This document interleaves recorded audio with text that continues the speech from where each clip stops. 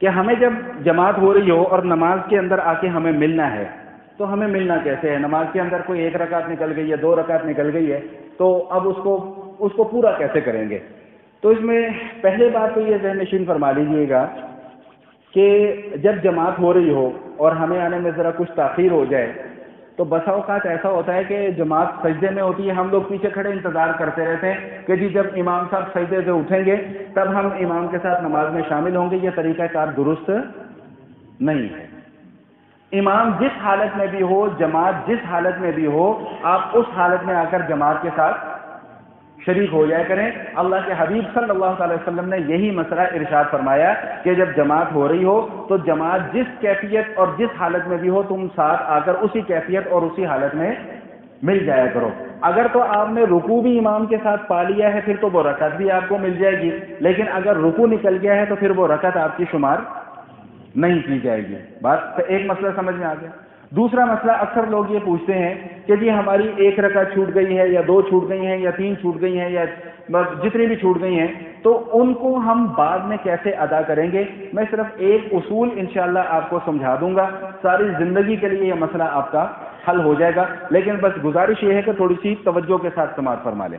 دیکھیں بھائی، نماز یا تو 2 رکعت ہے یا 3 رکعت ہے یا 4 رکعت ہے، اس کے علاوہ اس سے زیادہ رکعت والی نماز کوئی نہیں ہے۔ ایسے ہی یا 2 رکعت کی نماز ہے یا 3 رکعت کی ہے یا 4 رکعت کی۔ گنتی کے اعتبار سے جو بھی دوسری رکعت ہوگی اس میں اتحیات کے لیے بیٹھنا واجب ہے، گنتی کے اعتبار سے۔ ایک مسئلہ یہ ہو گیا، ٹھیک؟ میں سارے اصول اکٹھے کر رہا ہوں تاکہ مسئلہ آخر میں آپ کو سمجھا دوں۔ اب یہ ہے، فرض کریں کہ امام کے ساتھ آپ جب شامل ہوئے ہیں نماز میں آ کر تو جماعت کی 3 رکعت نکل چکی ہیں اور آپ نے 1 رکعت صرف امام کے ساتھ پڑھی ہے۔ گنتی کے اعتبار سے آپ نے کتنی رکعتیں پڑھی ہیں؟ 1، اور باقی آپ کی کتنی رہ گئی ہیں؟ 3۔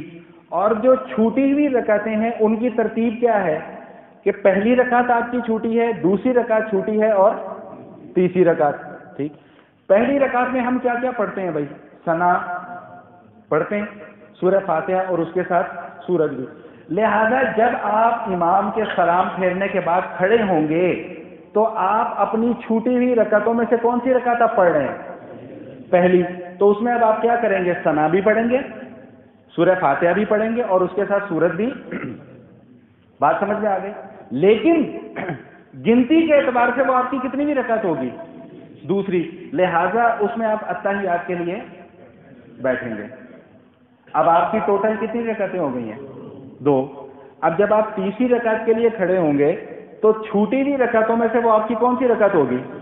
دوسری۔ تو لہذا اس میں آپ سورہ فاتحہ بھی پڑھیں گے اور سورت بھی پڑھیں گے، اور گنتی کے اعتبار سے وہ آپ کی کون سی رکعت ہوگی؟ تیسری۔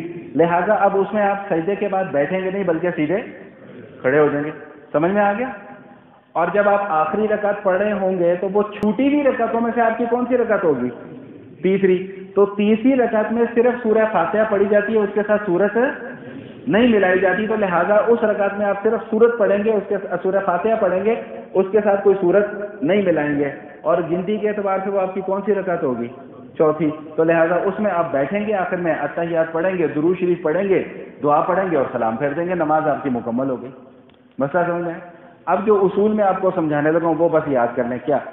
جو رکعت آپ کی جس انداز میں امام سے چھوٹی ہے وہ رکعت آپ نے اسی انداز میں ادا کرنی ہے۔ بس یہ اصول اپنے ذہن میں بٹھا لیں، آپ کا زندگی بھر کا یہ مسئلہ جو ہے وہ حل ہو جائے گا۔ اس حوالے سے اگر کسی بھائی کے ذہن میں کوئی سوال ہو تو ابھی پوچھنا چاہیں ابھی پوچھ لیں، بعد میں پوچھنا چاہیں بعد میں پوچھ لیں، کیونکہ وقت ختم ہو گیا۔ میرا خیال ہے مناسب یہی ہوگا کہ بعد میں پوچھ لیں۔ اگر کسی کے ذہن میں کوئی سوال ہو تو میں انشاءاللہ اگر مجھے معلوم ہوگا تو اس کا جواب بھی میں آپ کے سامنے بیان کر دوں گا۔ وآخر دعوانا ان الحمدللہ رب العالمین۔